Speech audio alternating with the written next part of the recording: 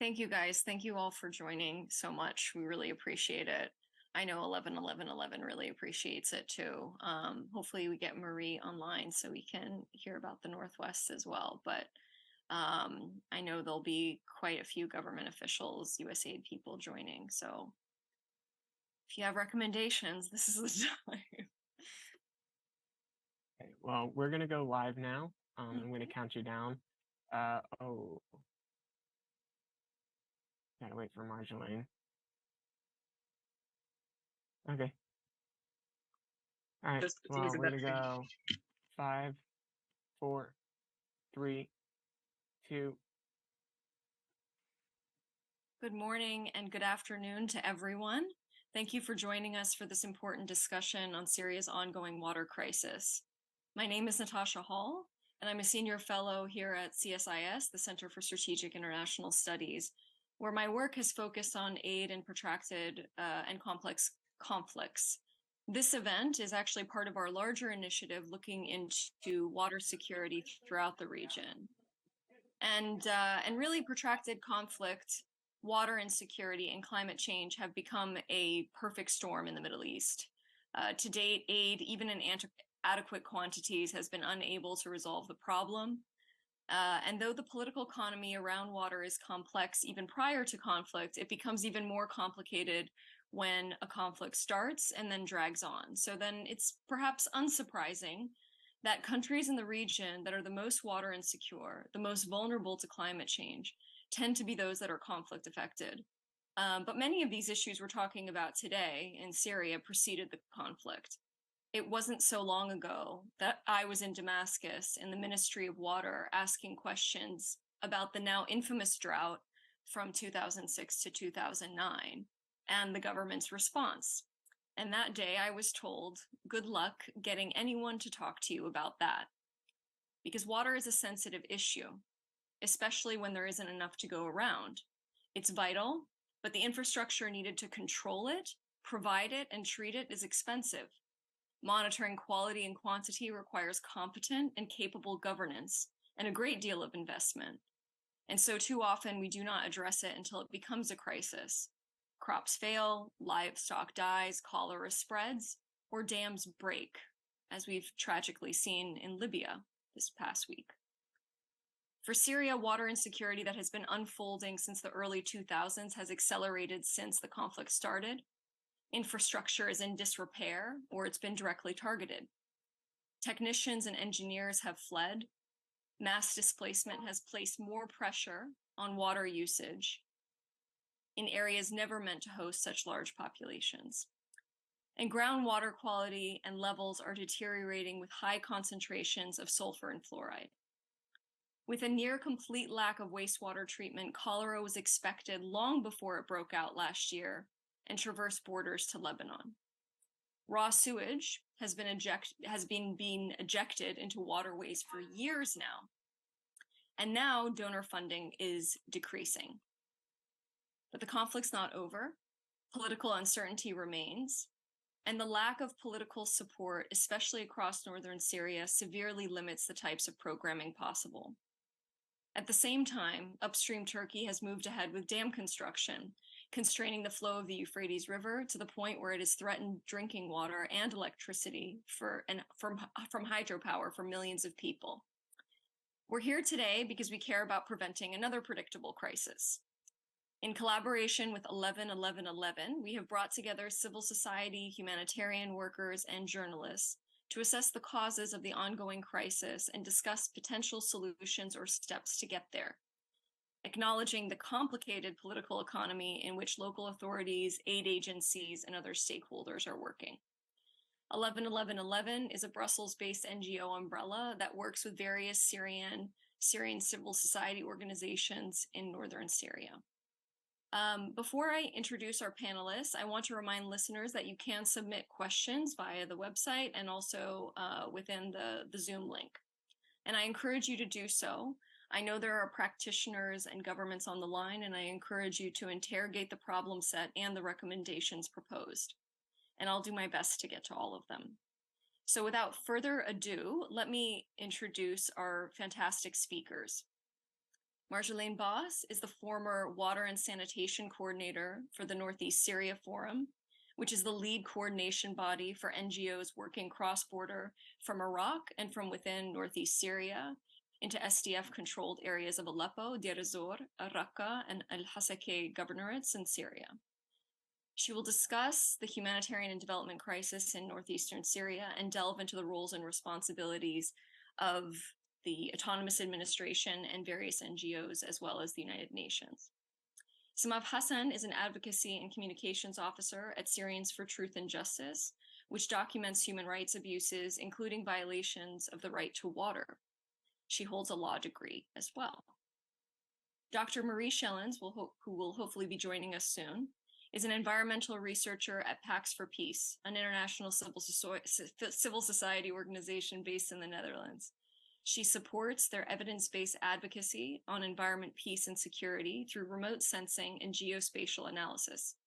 Using Earth observation, she identifies and monitors environmental damage impacting the lives and livelihoods of people in conflict zones.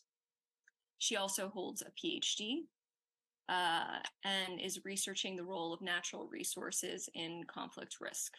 And she will talk about her recent findings from a report on the Orontes Basin in the Northwest. Peter Schwartzstein is an environmental journalist who reports on war, food security, and the conflict climate nexus across some 30 countries in the Middle East and Africa, and occasionally further afield. He mostly writes for National Geographic, but his work has also appeared in the New York Times, BBC, Foreign Affairs, and many other outlets. He's a global fellow with the Wilson Center, a TED Fellow, and a fellow at the Center for Climate and Security. And he's currently working on a book about climate-related violence, which we'll hopefully have him back for. Dr. Nadeen Taha is a women's rights activist who works with Sada Youth Team, a local civil society organization operating in northwestern Syria. She's extensively worked on issues related to women's rights, gender-based violence, and peace building, and she holds a PhD in science. So I think we'll start with you, Simaf, and start with the Northeast. Your work has focused a great deal on the Aluk water station, of which there's been a great deal of controversy over, as well as water and sanitation for IDP camps throughout the Northeast. Could you tell us a bit about the problem set in the Northeast, sort of the causes of the current and ongoing water crisis as you see it? Okay, hello everyone. I'm honored to be with you. Allow me to share my screen and turn off my camera to have a stable connection. So just a second, I'm trying to share my screen. Okay. Is my slideshow, can you see my slideshow?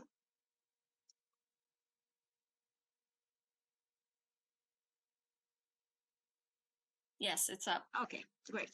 So I would just like to turn our based on a joint allegation letter written by STJ and several other local and international human rights and environmental NGOs, which was addressed to UN special procedures regarding the water crisis in northeastern Syria. And of course, I would be pleased to share the link with all the participants later.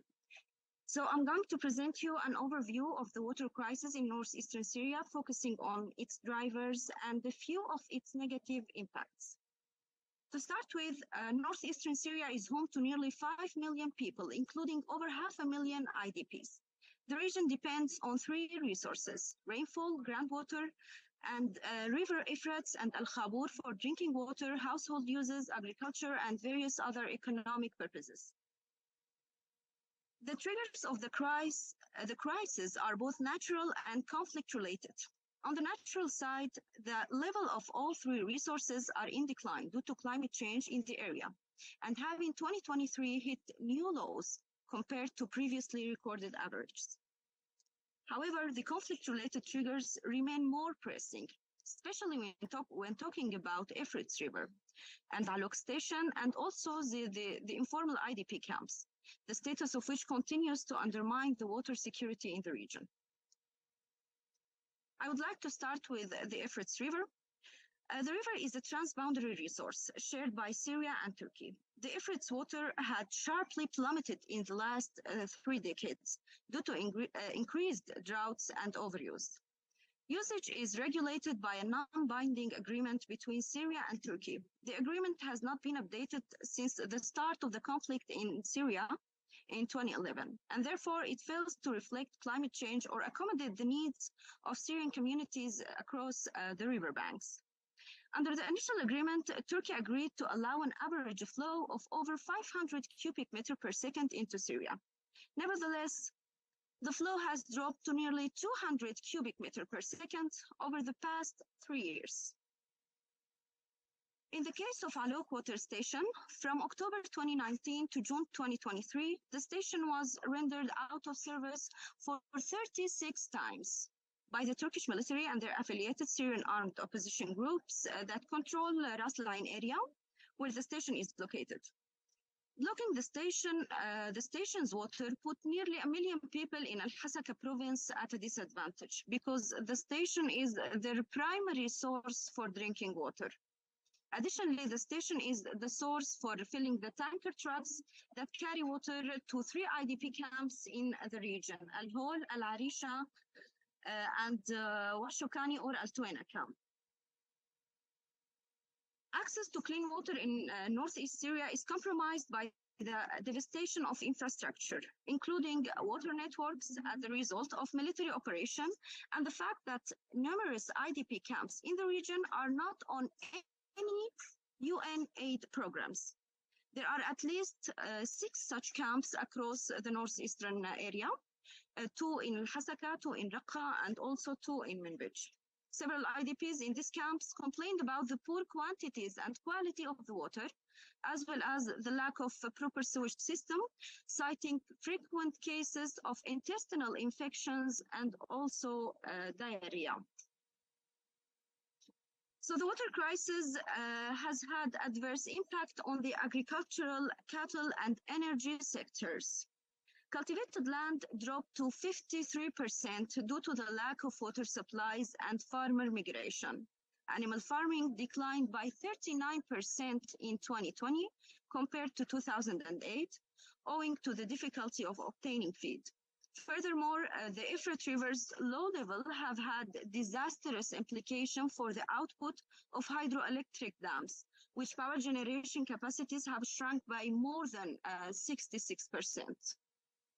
And most importantly, the water crisis was the underlying cause of the 2022 cholera outbreak, which continues to loom large over the region due to the low level of Euphrates River and its contaminated water and the non-standardized water allocation from alternative resources. Thank you so much. I tried to be brief.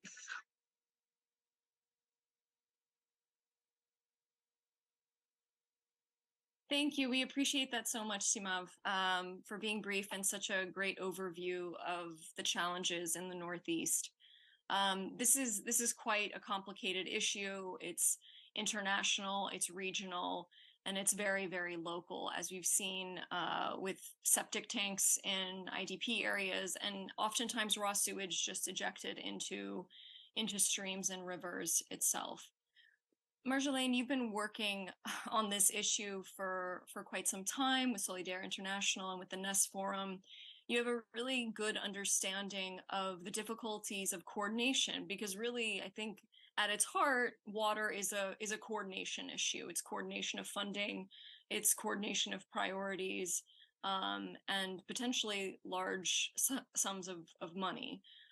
Could you give us sort of an overview of how the various stakeholders and interact with one another in order to tackle these challenges, and what are some potential spoilers as well?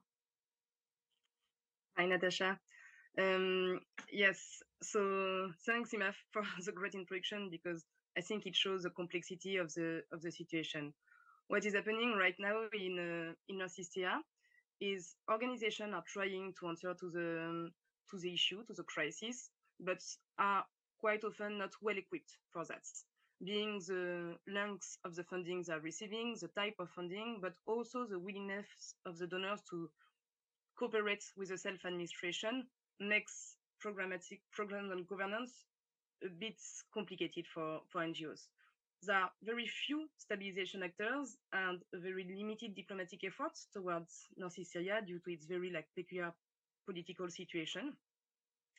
The United Nations have not the same level of access than organization due once again of the status of Northeast Syria and are mostly leading all the advocacy on transboundary water management. And finally, we have a self-administration and civil societies that are not really able to respond to the crisis due to, as you say, Natasha, an important brain drain in Northeast Syria with a lot of very qualified people that left the country, but also because prior to the crisis, it was mostly people from the government of Syria that were in charge of the technical departments and are now working on the Damascus side. There is also, on the self-administration part, a lack of funding. Last time I had a discussion with them, they were talking about a 300 million USD deficit on their side. So not able at all to invest on all the infrastructures that would be needed for to respond to this water crisis. So quite a lot falling under the cracks. I think the first thing that is really problematic is the acknowledgement that the water equation in Northeast Syria is not working, meaning that clearly Northeast Syria is not receiving enough water to be used for electrical, irrigation, drinking purposes. And we can try as many programs as we want. At the end, there is not enough water right now. How to move forward on that, it's important to have water master plans.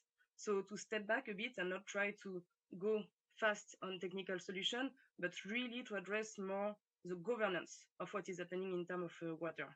And for that, two main issues. The first one is to better assess the usage of water. And Simaf talked about agricultural purposes, which remains the main source of livelihood in Northeast Syria and the main activity consuming water. But also to better understand what is happening in terms of water. We know more or less where is the underground water. We know where is the Euphrates, obviously, but there is still a lot of information we don't have. What is the quantity exactly of water? What is the quality? We know that some underground water is not drinkable for the population. What is the sustainability of the water sources? Right now, a lot of water sources are used.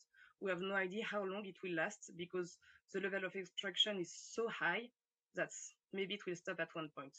So very important to better define this resource.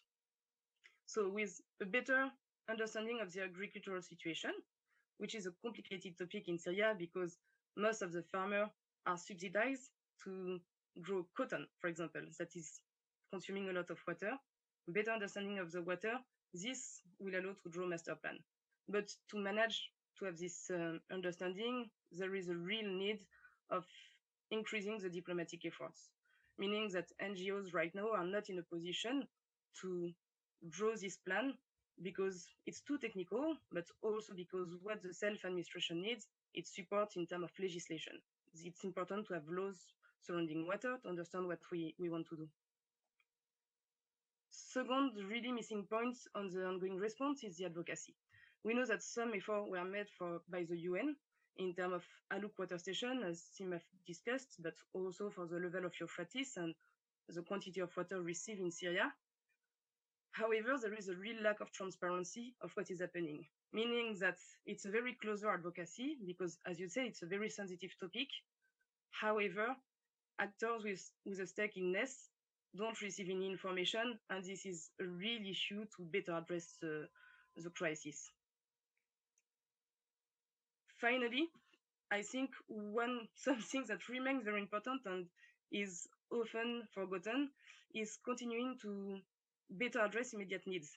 Because right now we are forcing the crisis, we are in the crisis already. We see that it will be stronger and stronger. We know that next summer will be even worse than this one.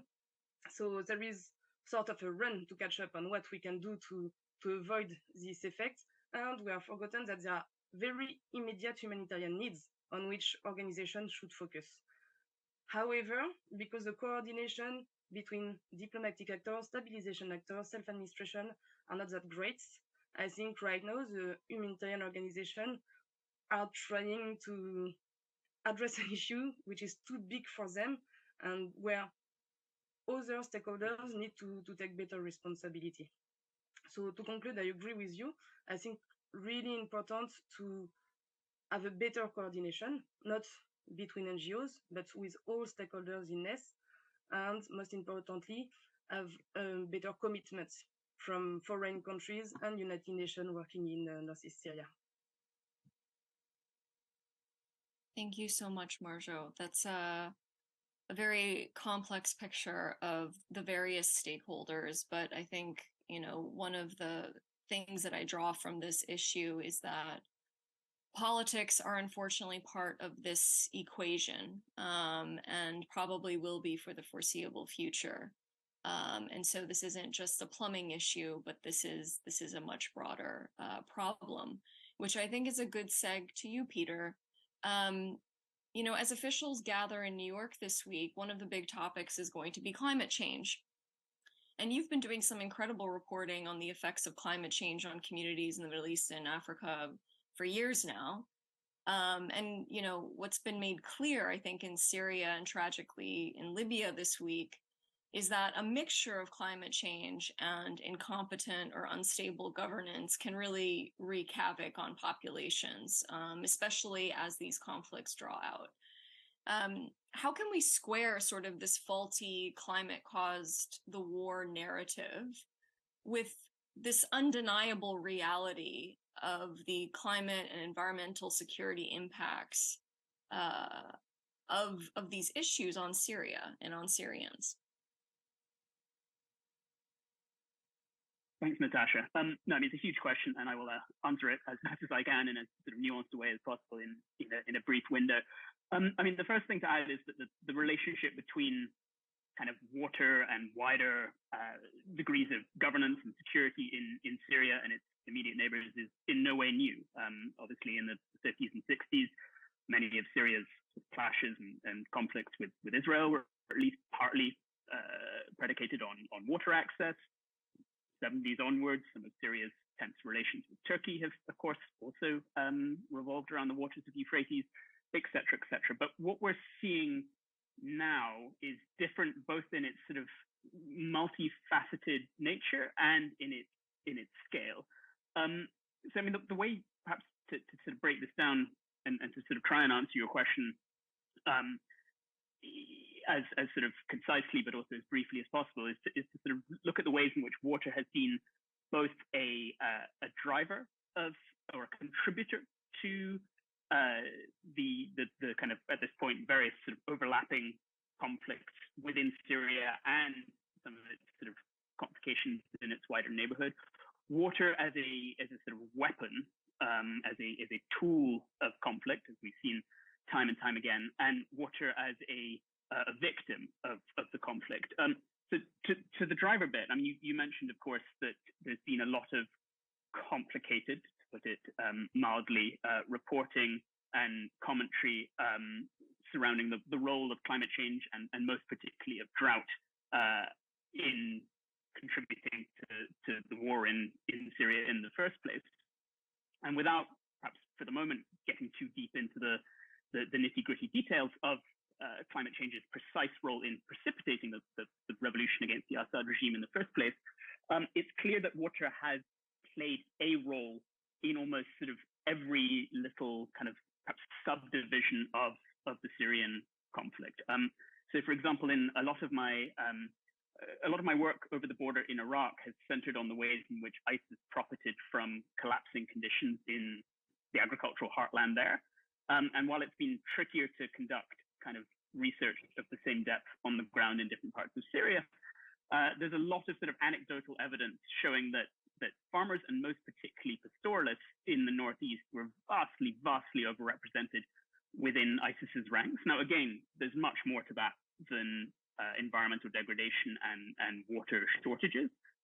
However, the very fact that vegetation is at an absolute premium on account of more erratic and shrinking rainfall is certainly part of the wider mix. We know that kind of SDS recruitment has been disproportionately strong in some of the oil producing areas in the very far northeast of Syria, where kind of agriculture, the traditional mainstay of local people, has been basically rendered almost impossible by enormous sort of oil pollution of surrounding water sources. And I mean, one of the big things that I work on in different parts of the Sahel and elsewhere is sort of burgeoning tensions, sometimes conflicts, sometimes not, between farmers and pastoralists. And while we have yet, mercifully, to get to that point in Northeast Syria or other parts of the country, there are certainly the makings of more intense or kind of worse relations between these disparate communities as they kind of look to, I mean, basically compete for not necessarily scarcer resources, but certainly more erratically distributed water and land. So then we have the sort of water as a weapon of war. Now, this is textbook stuff, of course. Like, we've seen nothing in Syria that we haven't seen elsewhere, but basically every single significant armed actor in the conflict has used water as a strategic tool in some way. So I think, if I believe correctly, that Marie will be talking a little bit later, or in a few minutes' time, about the Euphrates River, about the Asi River. Well, there have been a number of instances, particularly back in 2013, 14, 15, in which the regime cut off irrigation canal access that flowed from that river into rebel-held territory. While reporting along the Khabur River basin in 2021, in the villages to the south of Tel Tamar, we found that the Khabur River was bone dry. And along with drought, that was in part because the Syrian National Army, the large Turkish-backed rebel force, had built two kind of ad hoc rammed earth dams to prevent water from flowing downstream into areas not held by them. Simaf, of course, talked about the Aluk water facility, which has repeatedly been instrumentalized to cut off water into the autonomous administration controlled parts of the Northeast.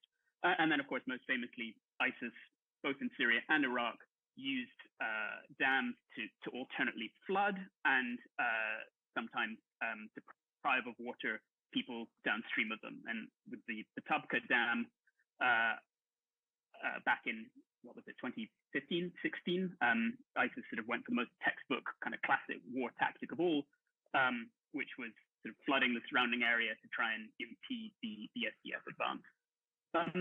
And then finally, and perhaps most importantly, and this of course plays into what we've been talking about, sort of vis-a-vis the relationship between water and humanitarian concerns, water resources and most particularly water infrastructure almost always bears the brunt of any kind of conflict. And in Syria at large, and particularly in the Northeast, we see this in two particular ways.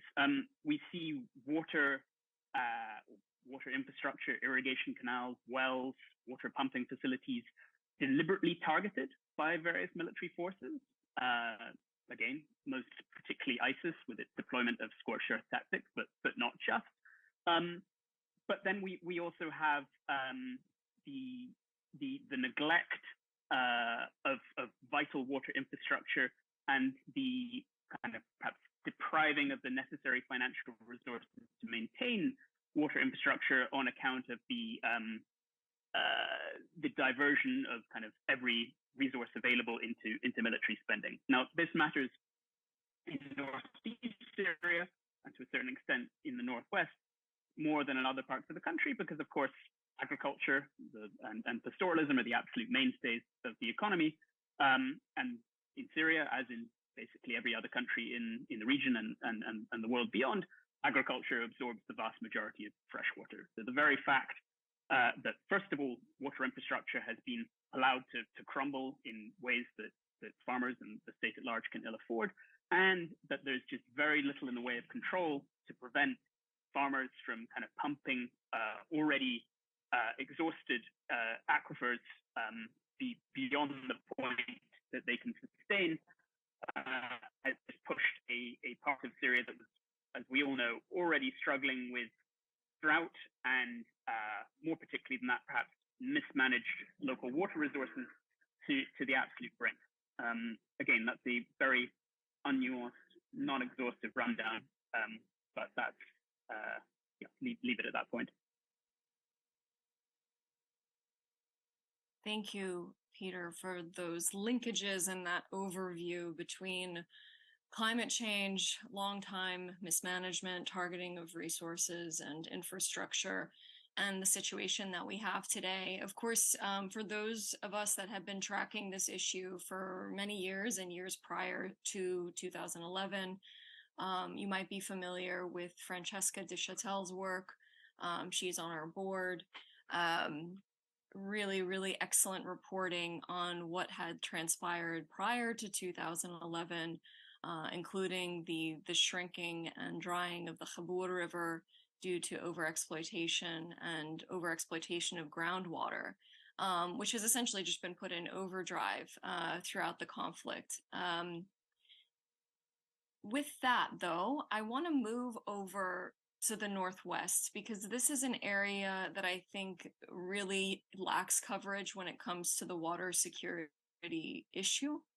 So I'm glad we have Marie, and we'll have a video from Dr. Nadeen after Marie's comments on the Euphrates Basin. But I think, you know, it's hard to imagine this area that was not very heavily populated prior to the war suddenly having to provide residence or host to millions of people, and it's to dramatic effect. It is also an area that probably receives the least early recovery type or stabilization funding in the entire country, and it really remains to be seen what's going to happen. So, Marie, let me turn to you, because you've recently conducted research on the Euphrates Basin, which will hopefully be made public soon. And I'm wondering if you could just give us an overview of your research, what the causes of the current water and land degradation are today. Hi, everyone. I just tried to share my screen. Is everybody seeing a map of the west of Syria? Yes. Okay, great. So what you see in front of you is in blue is the river basin of the Euphrates River. It streams from the south, from Lebanon, all the way to the north. And I'll try to sketch a little bit the current water crisis here. You'll hear a lot of repetition of the issues that have been mentioned already, but that's why I can be brief, but kind of trying to sketch a little bit this Western situation and context compared to small differences and similarities to the rest of the country. I work for PAX, it's a peace building organization based in the Netherlands, and we did this research together with Syrians for Truth and Justice. So we're very thankful to Simaf as well for this. They did testimonies on the ground, trying to get the qualitative information and the contextual information from on the ground, while we did desk-based analysis of open source data that we can find online, mainly like satellite-based data.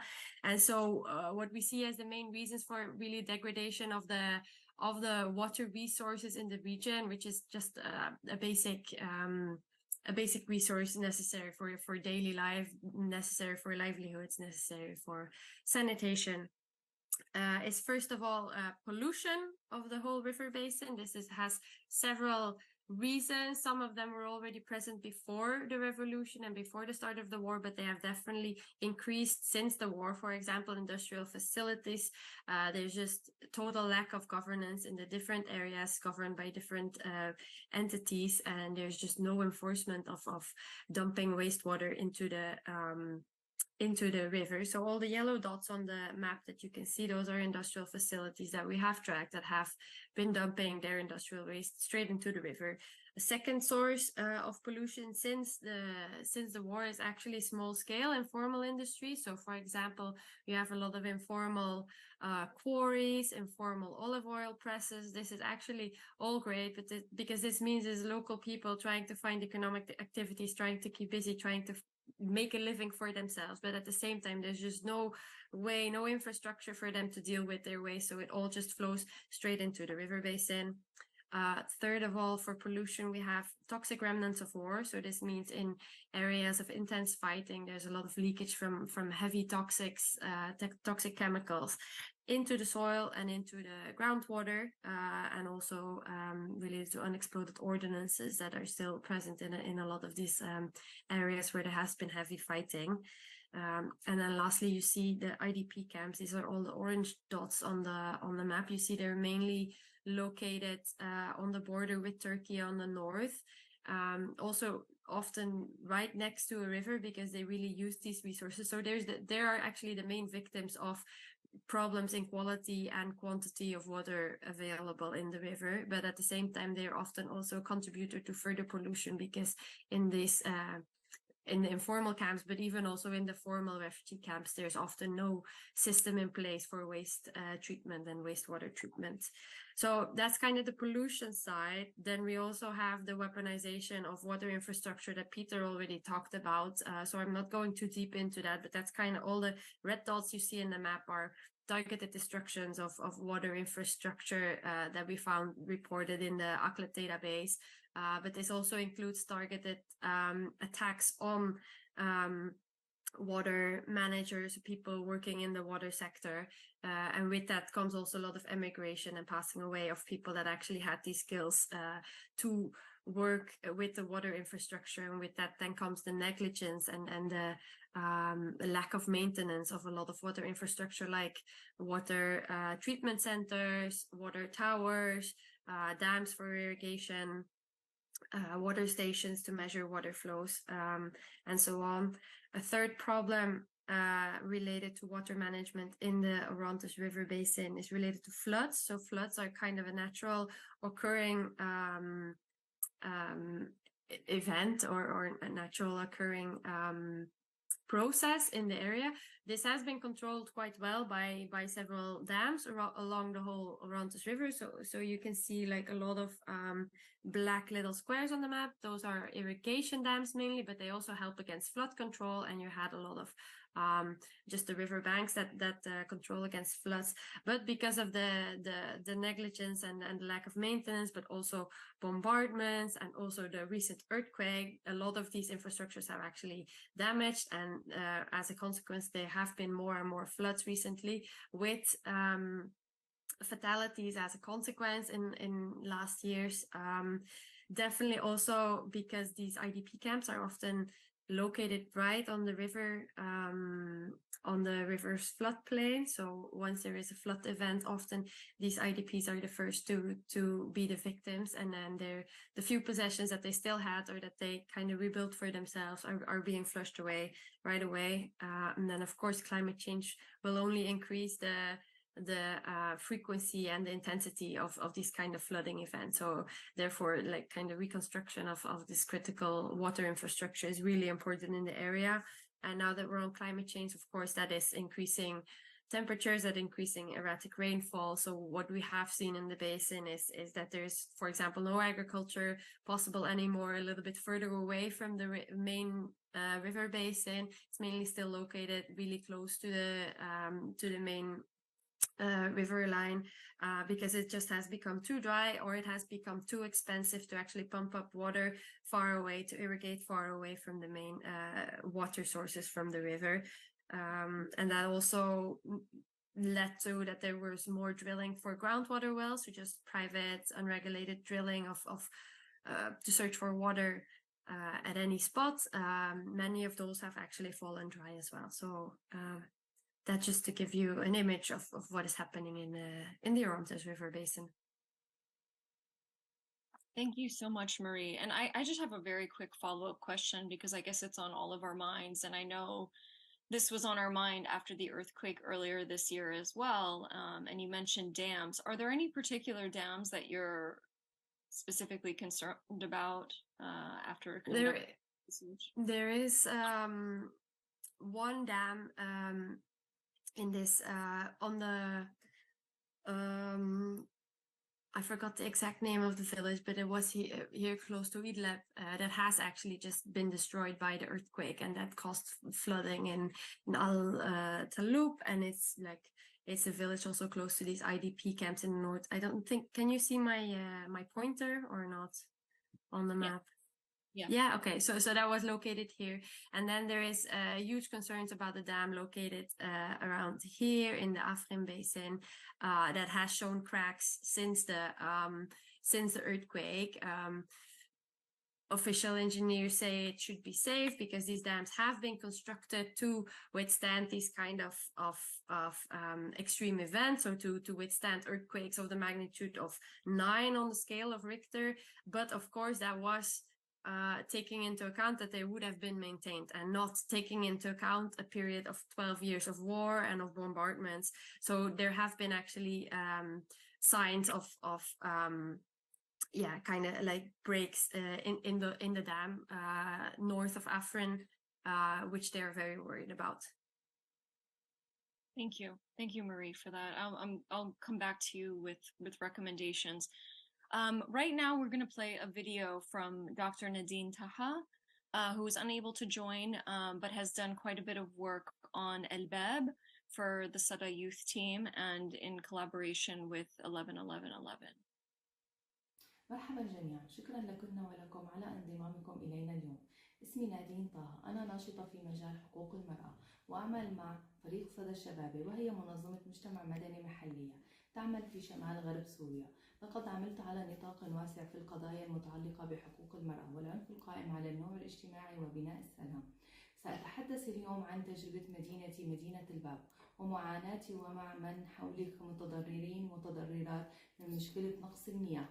يعاني شمال غرب سوريا بشكل عام ومدينة الباب وعزاز بشكل خاص من نقص حاد في المياه نتيجة عدة عوامل، منها نتيجة سنوات الحرب الطويلة والقصف الذي استهدف هذه المرافق وتوافقها وقلة صيانة هذه المرافق، والتغيير المناخي وزيادة الكثافة السكانية بسبب موجات النزوح القسري، بالإضافة إلى تسليح المياه من قبل جميع أطراف النزاع.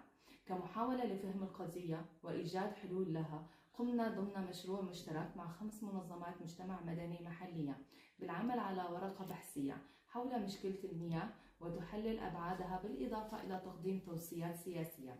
استندت هذه الورقة على استطلاع رأي شمل 165 مشارك ومشاركة، بالإضافة إلى سلسلة جلسات نقاش مركزة. كان من أوائل التحديات التي واجهناها في شمال غرب سوريا كان قلة الأبحاث والدراسات التي تحلل المشكلة بشكل علمي من خلال دراسة حالة التربة أو مستوى منسوب المياه الجوفية أو مدى ملائمة المياه. وسبق أن اقترح عدد من المهندسين المحليين والمختصين حفر عدد من الآبار في المنطقة الواقعة خارج مدينة الباب وجر المياه إلى المدينة والمناطق المحيطة بها.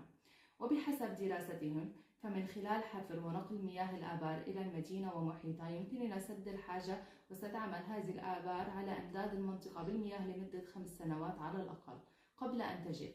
ولكن بسبب تأثير تغير المناخ والاحتباس الحراري مؤخرا عانت المنطقة من سوء موجات جفاف منذ 70 عام، مما أدى إلى انخفاض كبير في كمية الأمطار وارتفاع في درجات الحرارة، وأدى ذلك إلى انخفاض منسوب المياه وجفاف مياه في الآبار بعد أقل من عام من حفرها. المشكلة لم تتوقف عند هذا الحد، وأدى التغيير المناخي إلى انخفاض حاد في منسوب المياه الجوفية، وأدى إلى سحب المياه الجوفية مقابل ارتفاع منسوب المياه الكبريتية. وهنا أود أن أشير إلى أننا لم نكن نعلم بوجود المياه الكبريتية في المنطقة، ولو كان لدينا الخبرة والأدوات اللازمة لكان من الممكن تجنب هذه المشكلة. ومع زيادة المياه الكبريتية في التربة اضطر الأهالي إلى اللجوء إلى استخدام هذه المياه لري الأراضي الزراعية، حتى أن الناس اضطروا لاستخدامها كمياه للشرب والاستخدام المنزلي. ومن الأمور التي برزت أيضا خلال تحليلنا هو عدم وجود صرف صحي سواء في المدن أو داخل المخيمات النازحين، وكان ذلك تأثير كبير على تلوث المياه الجوفية والمياه السطحية. وفي أغلب الأماكن أدى تراكم حفر الصرف الصحي إلى تكوين مناطق من مياه الصرف الصحي على سطح التربة، ونتيجة هطول الأمطار أو حتى التراكم الكبير لهذه المياه الملوثة تسربت إلى التربة واختلطت بالمياه في العديد من المناطق القريبة من المخيمات، مما أدى ذلك أيضا إلى تلوث المياه الجوفية وانتشار أمراض بما في ذلك الكوليرا. يمكنني بالطبع أن أشارككم نسخة من البحث، ولكن دعوني أنتهز الفرصة هنا لتقديم أهم التوصيات للدول المانحة، وقد تم تطويرها خلال سلسلة من جلسات النقاش المركزة مع الأشخاص المتضررين وممثلي منظمات مجتمع مدني. أولاً، يجب على الجهات المانحة ضمان التمويل الكامل لخطة الاستجابة الإنسانية لسوريا لعام 2023 بما في ذلك قطاع المياه والصرف الصحي والنظافة الصحية. ثانياً، بصفتهم جهات مانحة للصندوق الإنساني عبر الحدود، يجب عليهم أيضاً الإصرار على توجيه حصة أكبر من مخصصات الصندوق إلى المنظمات المحلية العاملة في شمال غرب سوريا. ثالثاً، يجب على الجهات المانحة تقديم الدعم للجهود التي تبذلها مجموعات المجتمع المدني المحلية والمجتمعات المحلية والناشطين والناشطات في مجال البيئة ومجموعات الضحايا لرصد وتوثيق انتهاكات الحقوق في موضوع المياه.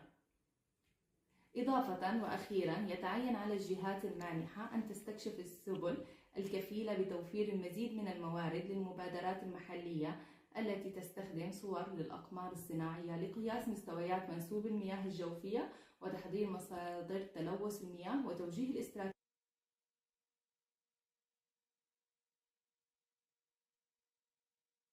I think we have the video cut off. But I'm glad that Nadeen was able to provide information on the research that she's currently done. And that will be made public shortly, I believe, as well as Marie's work on the Orontes Basin. And her points at the end on recommendations, I think, are a good seg for me to do another round with all of the panelists, because we really don't want to just admire the problem, but we want to understand an actual concrete and tangible way forward. We have limited time and a lot of other questions from the audience members, so I'm also going to throw out some of the questions that we've been asked for anyone to sort of to speak to if they can.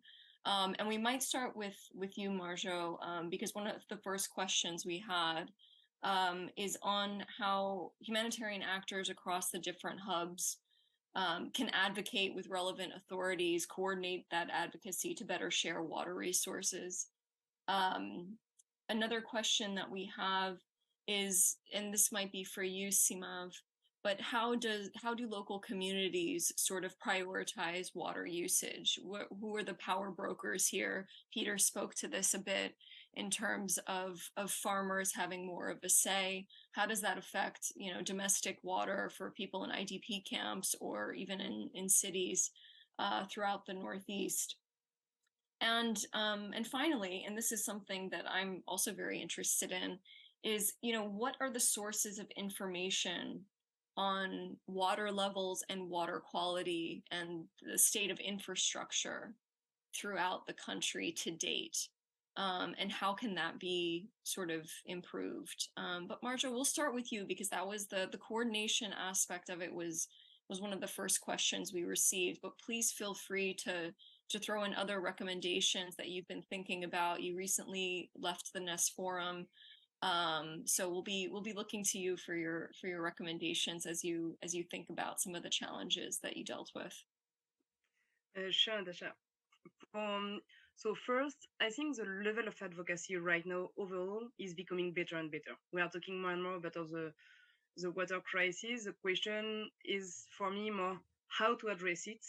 And I can feel we're reaching a point where we know the issue, but it's a very complex one and it's difficult to move forward. I do really believe personally that it's important to start at local level, meaning that organization should focus on more holistic programs. So stop having water programming, food security programming, but really consider all of them together and to work at watershed level. So it will be too difficult for organization to directly work with the self-administration because it's, I believe, not the place of organization to do that.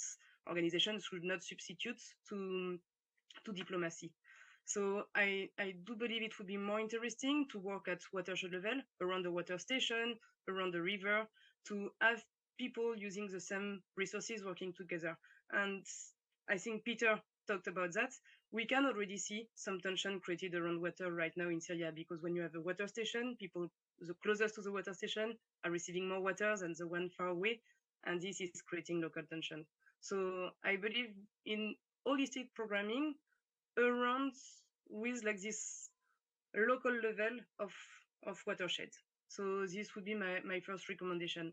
And then really, I think we have to reinvent a bit the way we are doing coordination. The NES Forum is doing a great job to have organization and the local authority working together, but it's not enough.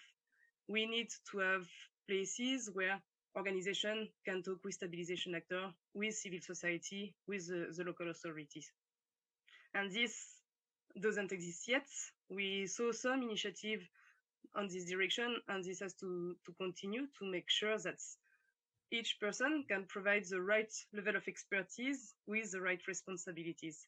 Organization can work at local level to better inform larger solution, and also to drive a bit more stabilization response with informing these actors on what is happening at ground level. I don't know if it answers the question. Yeah, I mean, I have a follow-up question actually from an audience member. And that's related to sort of the water master plan that you've alluded to in our discussions and in your opening remarks. Could you briefly say what would be the content of this plan for you and how it could actually be developed given the current setup in NES, and who should lead the effort to your mind, and what stakeholders need to be engaged in that? Yes, it's actually a work that's already started with USAID working with the self-administration. So first, for me, it should be the self-administration and the water departments, irrigation departments, electrical departments leading this initiative. The goal of a master plan is to understand what are the actions that needs to be taken to ensure that the water resources is equally shared, and to allow that all areas working around water can function the best way possible. So it means, how should we invest? Should we start by doing more water stations? Should we start working on sewage system, because it's a huge issue, and to tackle issues one after another in the right direction with all actors working together? So it's really a matter of understanding what we should do, in which order, and how we should coordinate between different stakeholders to make sure that we are the most efficient possible. Thank you, Marjo. I'm going to throw in another question from Dr. Aklan in Yemen, another country that has been facing a long conflict and severe water shortages and water quality issues for a long time. And Simaf, if you could speak to this at all with the work that you've done.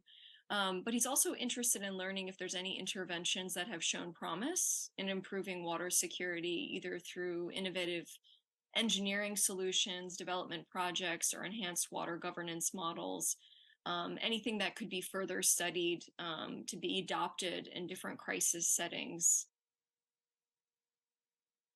Go ahead. Okay, I would like to first answer your previous question about how people are managing to get to drinkable water. Basically, people in Hasaka are depending on some wells in the city. The wells doesn't provide drinkable water all the time. They are forced to buy water many times in the middle of the economic crisis that most of the Syrian people are facing. But these wells at the same time are unable to cover the people's need, but they don't have another solution. Regarding the attempts, there has been many attempts by the autonomous administration, like Al-Hamma station. Al-Hamma station wasn't able to cover like barely 10% of the people, Hasaka people's need of water. So it wasn't a successful solution. There is another attempt now dragging water from Amuda city to Hasaka. It's still an ongoing project, and it hasn't. We can never know if it's going to be successful or not. Is it going to affect Amuda city's groundwater or not? Is the water gonna cover the need of Hasaka people? It's still an ongoing project, and until it's implemented, we will definitely know how can it cover the needs. Thank you. And we'll move to Marie. If you could give us some of the recommendations that your report came out with, some of the ways forward. And I'll throw in another question, although I'm not sure if your report looked into the transboundary nature of the Orontes Basin and if there's been any efforts to coordinate with Lebanon and Turkey on some of these issues. Yeah, so on the recommendations that we propose, I mean, water is a very tangible issue, and there's actually also very tangible and very easy solutions to it, very practical things to implement, like provide technical and financial support to industrial facilities and to IDP camps to manage their wastewater, hand out water quality testing kits and filtering kits, do rigorous sampling and research on the toxicity level in soils and in groundwater, in areas of increased like use of munitions, but also in areas where we notice there is too much groundwater being pumped up, and we get this we get the type of water that we cannot use anymore. Repair the broken infrastructure, water infrastructure, set up flood risk measuring stations again, get them running again, and create early warning tools for flooding. And also very logical one is ensure that IDP camps are not being set up on floodplains. This is more difficult with the informal ones, of course, but with the formal ones, this should be like a basic precondition. Now, this is all very practical because water is a very practical issue. But of course, the core issue here is that this all needs to be implemented in a conflict-affected setting, in a setting where different parties are claiming authority over a region. So it's impossible to get this practically implemented. There's also political reasons why not to start reconstructing in certain areas because of political disagreements with how the region is being managed now. So I mean, the main recommendation would also focus on this humanitarian crisis, but do not lose sight of the political peace building process that we need to keep investing in, that we cannot lose from the international agenda. It cannot turn into like a frozen situation, because that's the only long-term solution to the problem in the end. On the transboundary issue, so Orontes River originates in Lebanon. There is some issues with water being diverted there, then in the regime-held area in the south of Syria, so it's up until the city of Hama, more or less. There has also been a lot of diverting of water from the river and from the river basin and from the springs in the basin for irrigation quite far away. So actually the river is running quite dry in the northern part. So if they wouldn't have their own sources of new water filling the river, there would be even bigger problems. And then there are some there have been also positive collaborations with Turkey, for example, on building a dam where they share the border and the river and then share the benefits from it. But then with the war, that all kind of like came to a standstill, and there is no progress in that kind of collaboration anymore now. Thank you. Thanks for providing that information. We have a lot of questions that are streaming through at the last minute, but we're about to close out. Peter, could we look to you and see if we have a few questions on nature-based solutions. And since you've been looking at these issues in the Middle East, but also in Africa, have you seen any sort of positive signs, either historically or in the present day, for nature-based solutions, either in Syria or elsewhere, that could provide some inspiration? Nothing particularly positive or optimistic. So if you were hoping for me to leave it on that count, I might disappoint you. But one of the areas in the Northeast that I've been visiting somewhat frequently is Jebel Abdelaziz, this sort of long, low mountain that extends for about 50, 60 kilometers due west of Hasaka city. And starting in the early 90s, the Syrian regime started reforesting it in ways that it hadn't been since the kind of French colonial era. And the idea seemingly was to create a space for tourism and recreation, as well as kind of bolstering local water resources. But it was a universal failure, in part because it was done in such a kind of awkward, brutal, hackneyed manner that it just involved basically removing those who had both lived on it and depended on it. So that's just a long way of saying that the ways in which nature-based solutions have been deployed in Syria in the pre-war years, and in the kind of limited ways in which I've seen them used since the war began, there's not that much of a kind of model for encouragement. Perhaps one remark, I mean, we were talking a little bit about kind of ways in which water has contributed to both hostilities in different parts of the country, and to of course, the general humanitarian breakdown that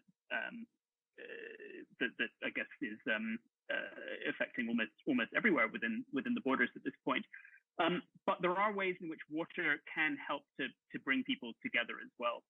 And there's a few interesting examples in different parts of the Deir ez-Zor countryside where local environmental peace builders have harnessed local water resources to bring together communities, to bring together tribes and others who are at loggerheads, in part because of their shrinking local access to water.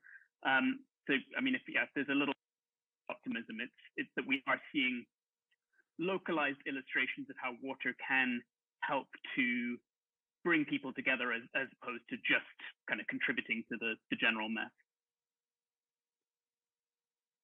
Thank you. And for those that want to stay on, I think we'll just stay on for another 5 minutes, because I really want to hear Simaf's recommendations for what to do about the Northeast. And particularly, we have quite a few questions on the Aluk water station in particular. So if you could speak to that, and then Marjo, if you could speak a bit to the monitoring mechanisms involved with Aluk, but also what monitoring is available for boreholes and for water levels elsewhere.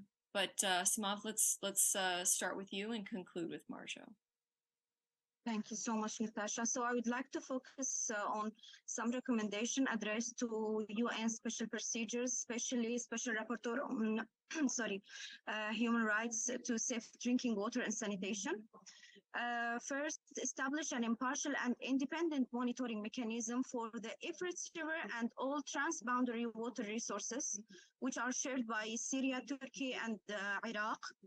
This mechanism shall oversee compliance with the signed agreements and the provision of international law and support dialogue between stakeholders to help them reach sustainable settlement that ensure equitable and reasonable utilization of the shared water course. Conduct a comprehensive assessment of water requirement and sewage system in Northeast Syria, focusing on climate change and their future impact on available water resources. Authorize the immediate and sustainable reoperation of Aluk water station, neutralize all water resources from political disputes, and ensure that all communities have equitable and non-discriminatory access to these resources and to safe potable water. Also prioritize the conservation and prevention of depletion of existing water resources, in addition to the rehabilitation of their infrastructure, and initiate the cleanup and treatment of all contaminated water resources and rivers. And finally, pressing all the parties, including the Syrian government and the autonomous administration, to assume their responsibilities in providing the interventions necessary in the northeastern of Syria to prevent the cholera outbreak, such as increasing the number of water stations. Thank you so much. Thank you, Simaf. And because we've had so many questions on the Aluk water station in particular, but also the monitoring of groundwater and surface water levels in the Northeast and the Northwest. Marjolaine, can you tell us what we know, what we don't know, and what we need to know especially for donor governments listening or UN staff? Sure. What we know is when Aluk works and when Aluk doesn't work. I mean, the best monitoring system is all the people living in Hasake and not receiving water, but also there is a monitoring on the water is going from Aluk, which is in the Peace Spring area, to the next station based in Northeast Syria, where we can monitor what is happening and we can monitor how much water is received. So there is a monitoring existing from Aluk. There is also a satellite system to understand what is the level of the Euphrates, which is a neutral system. And recently, the dams administration were providing this level of water, and it's really, really close. So there is quite a good monitoring when it comes to the level of the Euphrates River. We know more or less where is the underground water. What we don't know, and what started there is groundwater relief working with the acclaimed an organization to monitor what is happening in terms of underground water, especially in Shamuka, which is the water table that is giving water to Hasake, to monitor the level of this water table and to see what is the variation. It started very recently, 6 months ago. So right now it's very difficult to give trends. So what is missing, but it's one example on one water table in Ness, when actually we should have hundreds of this monitoring system to understand and monitor the level of groundwater. So what is missing is clearly independent measurement, as Simaf said, of how much water is entering in Syria from the Euphrates. This is always a bit difficult to have as information. The level of underground water and monitoring system to understand what is the resource actually available. And the last point, what is really missing is independent laboratory to understand the quality of water. And right now it's something that we don't get, and which is in terms of health impacts a real issue. Thank you so much, Marjolaine, and thank you to all of the panelists. We really just scratched the surface. We have so many questions.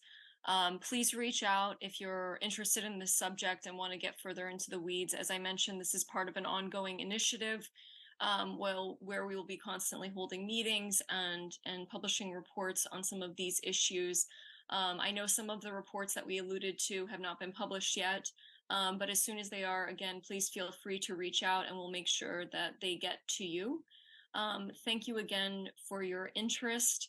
I hope we answered some of your questions, and we hope to answer more in the future. Thank you.